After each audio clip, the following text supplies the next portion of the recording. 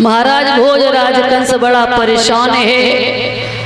महाराज बड़े बड़े दैत्य बैठे, सभा लगी हुई है, गड़काएं नृत्य कर रही हैं, लेकिन वो नृत्य भोजराज कंस को बिल्कुल अच्छा।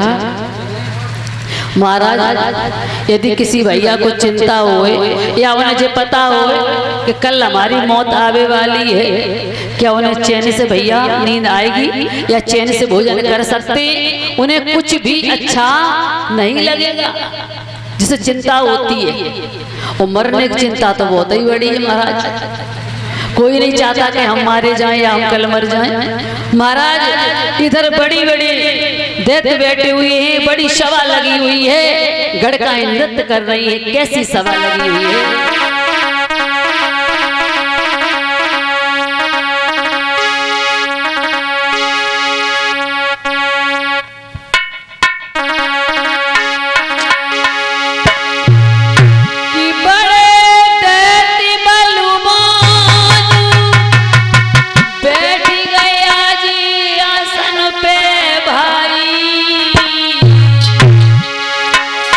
गड़कन को रौना चरे के कंस रहोगा।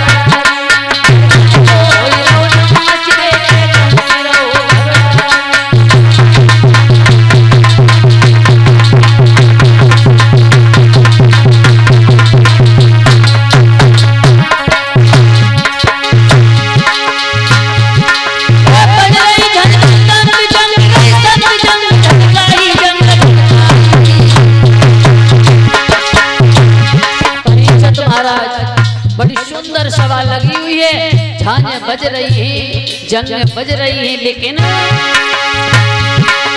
बज रहे झांझे जंग संग में जंग नहीं जाई नहीं जंग जाई। और बहा बहा आवाज रे सभा में भैया, बहा बहा आवाज रे सभा में कंचोराई।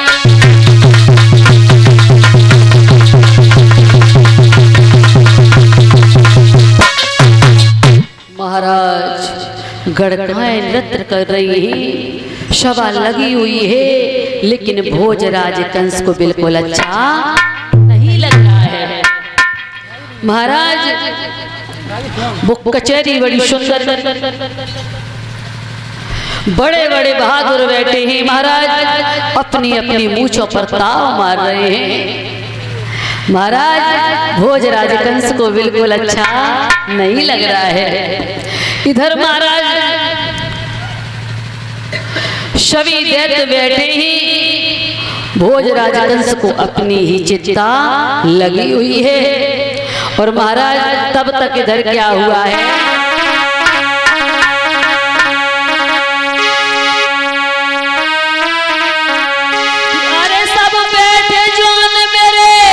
भैया रे के नाच को रहे थे निहारी,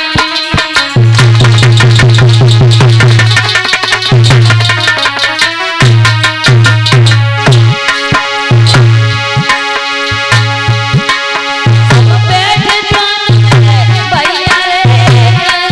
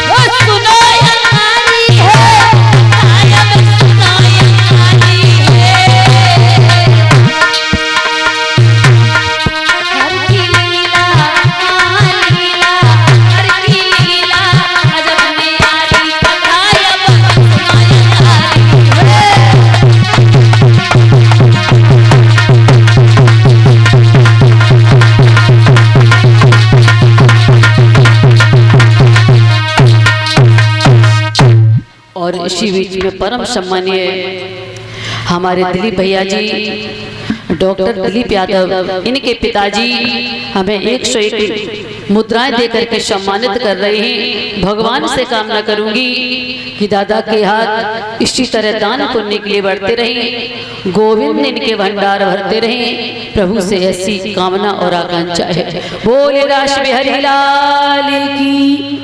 महाराज इधर देवर्षि नारद का आगमन हो जाता है।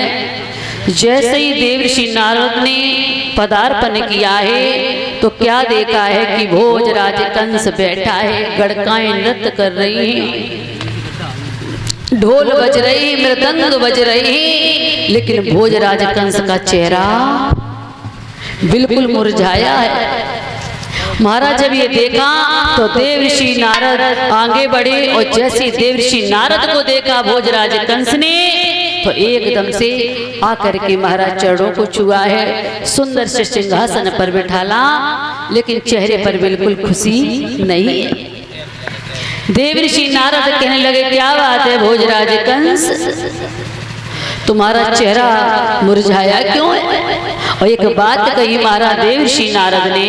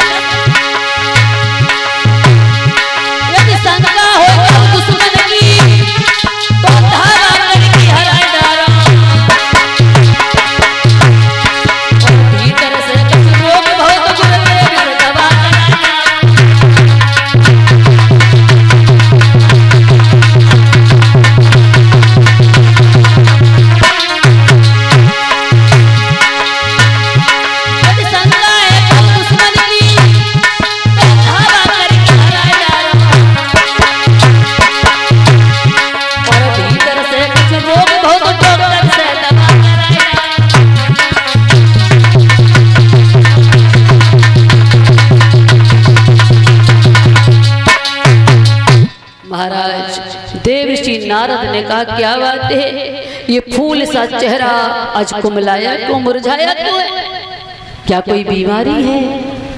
भोजराज कंस कहने लगा महाराज नाना कोई बीमारी नहीं, क्या कोई दुश्मन सता रहा है? अरे तुम्हारी बड़ी सेना है, दैत्यों की चढ़ाई कर दो और धावा करके हरा डालो। भोजराज कंस ने कहा महाराज ना कोई दुश्मन परेशानी की है, ना कोई हमें बीमारी है, दुश्मन सबसे बड़ा यदि सबसे बड़ा कोई है तो एक ही है, कौन? वो गोकुल का कन्हैया, वो भाई की हमें चिंता है, यहाँ मथुरा में और कोई मेरो दुश्मन ना है।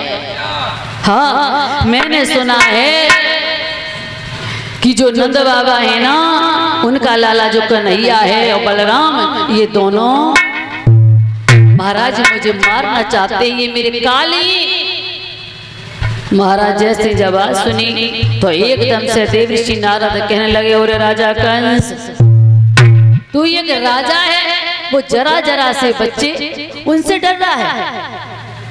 अरे वो तो जरा जरा से बालक ही हैं, वो बालक तेरा क्या बिगाड़ पाएंगे? महाराज जैसे इतने शब्द सुने भोजराज कंस कहने लगा महाराज तुम्हें पता है वो बालक नाए, मैंने तो सुना है कि बालक जरूर लगते लेकिन काम बड़ा बड़ा कर जाते। महाराज बड़े परेशानी, इधर जब ये बात सुनी है तो देवर्षि नारद कहने लगे भोजराज कंस परेशान मत हो, अरे वो अहीर जरा जरा से है, वो तुम्हारा क्या कर सकते, कुछ भी नहीं, तुम परेशान मत हो। भोजराज कंस कहने लगे महाराज तुम तो ऐसे कह रहे जैसे बिल्कुल कोई बात ही ना हो। महाराज मेरी बात सुनो और मेरी बात को मानो। ज्योतिषियों का कहना है वो दोनों हमारे काल ही काल। महाराज हमें नींद ना आती, भोजन करने के लिए बैठते हैं तो भोजन अंदर नहीं जाता है, निवाला गले से नहीं उतरता है। महाराज और तो छोड़ो, मैंने अकासुर को भेजा, बकासुर को भेजा और अपनी बहन पूतना को भेजा, किसी ने मुझे कुछ भी नहीं बताया करके। और महाराज रो करके भोजराज कंस ने दोनों हाथों को जोड़ो और दोनों हाथ को जोड़ करके आज भोजराज कंस रो करके बोले हे देवर्षि नारद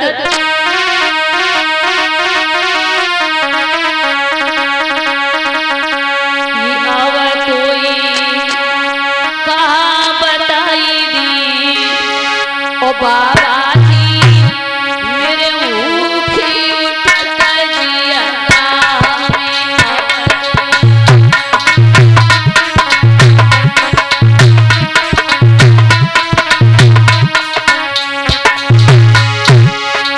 अब तुम्हें कहाँ बताई दी नारद जी मेरे ऊखी उठता जियता।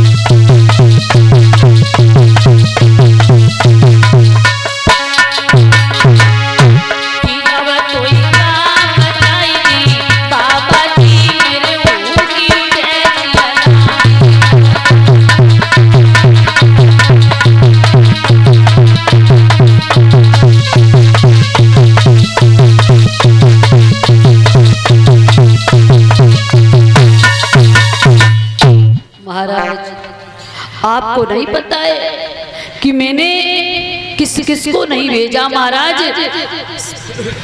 परेशान मत हो, कोई बात नहीं, तुम्हें चिंता छोड़ो। और मेरी एक बात सुनो भोजराज कंस, यदि मेरी बात मानोगे तो फायदे में ही रहोगे।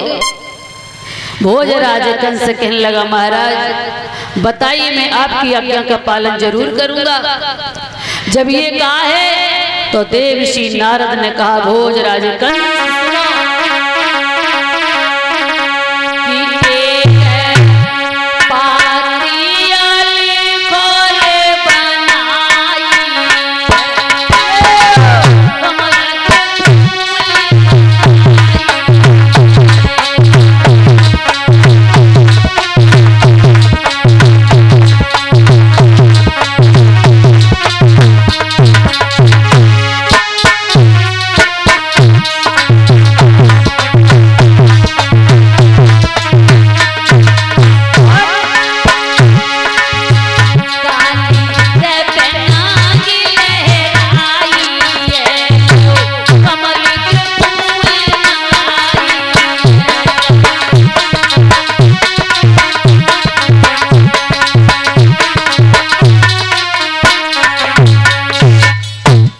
देवर्षि नारद ने कहा, एक पाती लिखो और वह पाती में लिख दो कि हे बाबा नंद, यदि तुमने 2 छबलिया कमल के फूल नहीं भेजे तो मैं तुम्हारी सभी जाति को इस जेल में डरवा। महाराज आज पाती को लिखा है, पाती को लिख रही और महाराज मनी मन में भोजराज कंस बड़ा परेशान भी है। और महाराज एक बात लिखी है, क्या लिखी है?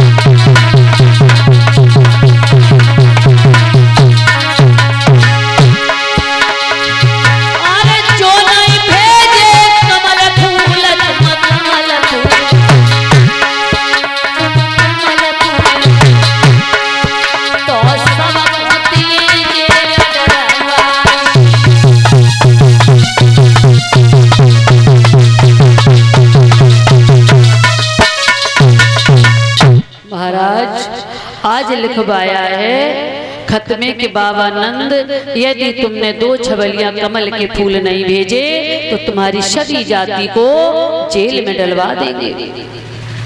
महाराज